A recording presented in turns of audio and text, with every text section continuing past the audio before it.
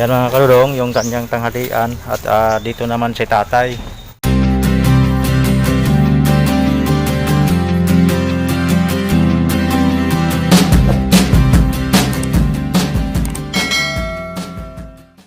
Hello mga kalulong, mga kalidang, magandang tanghali sa inyong lahat. At unang-una sa lahat mga kalulong ay ako'y mag-greet sa inyo ng Happy New Year. At yun ang mga kadulong, dito ako ngayon sa pisto ni tatay. Pinuntahan ko si tatay doon sa pisto niya.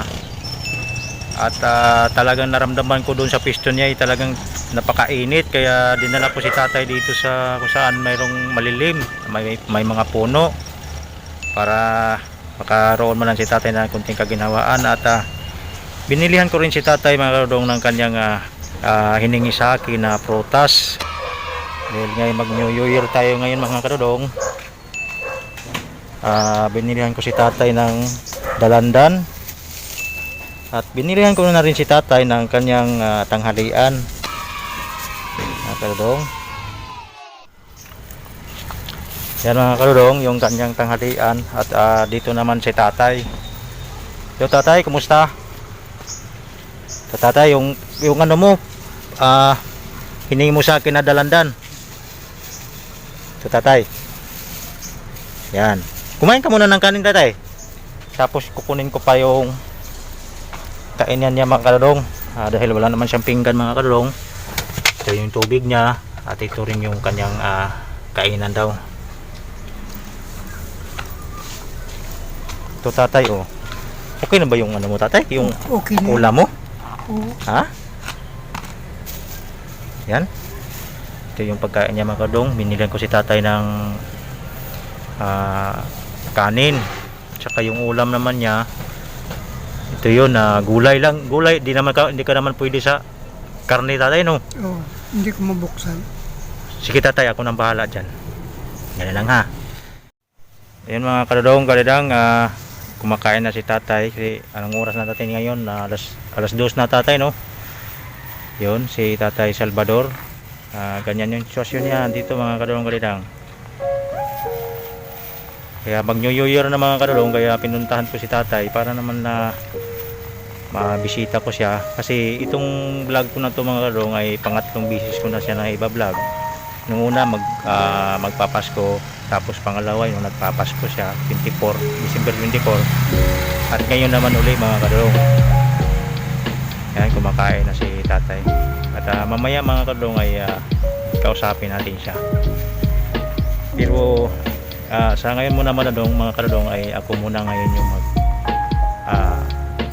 magsasalita at naway may hatid ko sa inyo na ikanyan yung sitwasyon ni tatay na ibabahagi ko sa inyo mga kadulong. At bukas ay bagong taon na mga kadulong no? January 1 na. At mag New Year si tatay na mag-isa lang. Hindi niya kasama yung kanyang anak dahil patay naman yung kanyang, pumanaw na yung kanyang asawa. Kaya anak na lamang ang kanyang nais na makakapili ngayon. Pero talagang hindi rin siguro mangyayari yan dahil itinakwil na nga siya sa kanyang anak mga kadulong. Kaya mga kadulong magandang, kaya napaisipan kong ibabagi sa inyo itong video na to para magbigay ng pasalamat sa inyo, lalo na sa mga anak mga kadulong. Paswerte kayo mga kadulong, mga kalidang, lalo sa mga anak. Pagdating ng Kapaskuhan mga kadulong ay nakapiling ninyo ang inyong mga magulang. Nagsama-sama kayo, nagdiriwang sa pagsapit ng Pasko at sa pagsapit ng bagong taon ay kasama ninyo ang inyong magulang mga kadulong sa pagdiriwang at pagsalubong sa bagong taon. Sa mga magulang din, maswerte kayo dahil nakasama ninyo ang inyong mga anak na magdiriwang sa pagsapit ng Pasko at pagsapit ng bagong taon, eh, buo ang inyong pamilya mga kadong. Samantalang si Tatay Salvador ay nag-iisa lang, kaya maswerte no mga kadong, lalo na sa mga anak na talagang ginampalan nila ang kanilang tungkulin, na pagdating na tumanda na ang kanilang mga magulang, sila naman ngayon yun ang mag-aalaga, no? Pero si Tatay Salvador ay ang nangyayari ay walang nag-aalaga sa kanya, walang anak na nag-aruga sa kanya. Kaya naisipan kong i-share sa inyong video na to, naway magbigay sa inyo ng aral at makakuha kayo ng aral din dito sa video ito. Nasa talagang ang mga magulang, pag sila naman ang tumanda, ay sana wag natin pababayaan at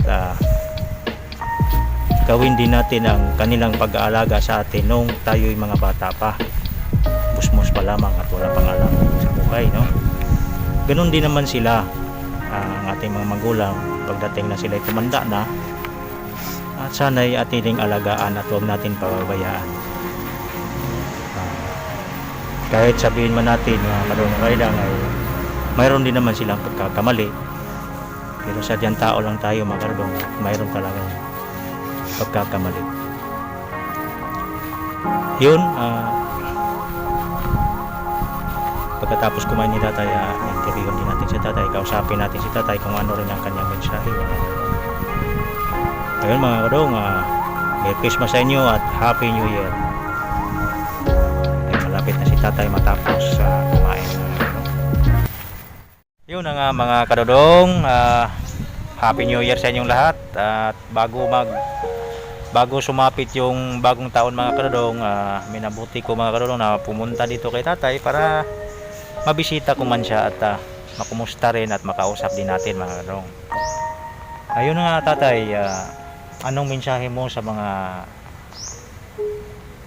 anak ngayon, mga bata, mga kabataan ngayon? Happy New Year and Merry Christmas. Happy New Year. Yun lang Tatay,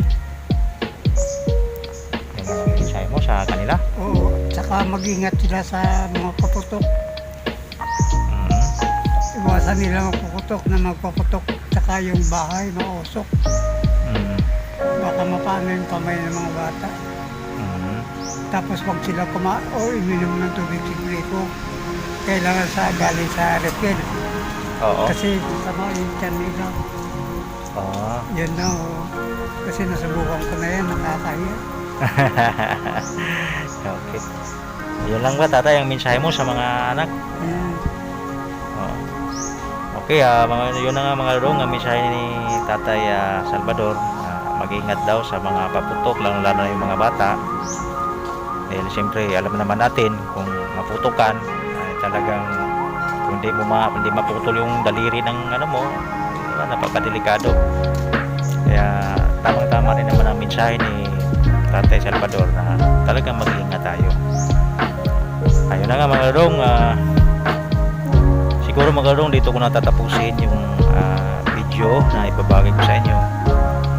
At yung video ito na ginawa ko mga kadodong ay bilang sana mapagkuha na ng aral, lalong-lalo na sa mga kabataan ngayon, na pagdating na kayo malaki na at ang inyong mga magulang ay tumanda na, sana huwag natin pababayaan sila, no? Kasi nung kabataan natin, nung musmus pa tayo, ay hindi naman tayo pinabayaan.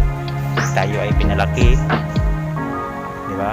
Inalagaan, inaruga. At pagdating dito kay Tatay Salvador, kabaliktaran na nangyayari. Nung lumaki na yung kanyang mga anak, siya naman ngayon pinabayaan, no? Yun nga mga kadodong, kaya minahagi ko sa inyong video ito, hindi para masaktan or manakit ang tao. Ang sa akin lang ay sana'y magbigay sa inyo ng aral, lalong-lalo na sa ating mga kabataan mga kadodong, at sa mga magulang din na makakuha din sila ng aral, na hindi nitang pabayaan ang kanilang mga anak. Ganon din ang mga anak, wag nila pabayaan ang kanilang mga magulang mga kadodong. Alright mga kadodong, hanggang dito na lang, at sana'y naging masaya kayo sa pagsapit ng Kapaskuhan at pagsalubong ng bagong taon, mga kadodong mga idang. Alright, hanggang dito na lang. Magkita-kita na lang tayo muli, mga kadodong, sa susunod kong pag-upload ng mga video, mga kadodong. Tatay Salvador, babay na tayo. Alright. Bye-bye. Happy New Year. Happy New Year.